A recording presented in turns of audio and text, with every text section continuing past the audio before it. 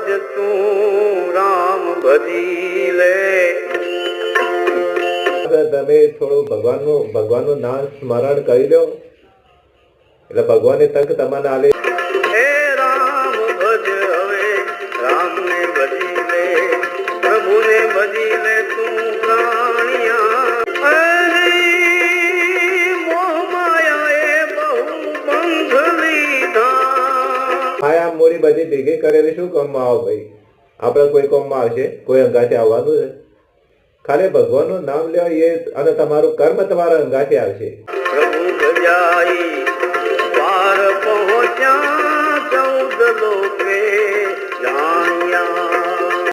પ્રભુ ભજી લે પ્રાણિયા, હરિ ભજી લે પ્રાણિયા. જેને રામ નામનું સ્મરણ કર્યું 14 લોકોમાં ગવાના ભક્તો જનો. રામ ભક્ત હનુમાન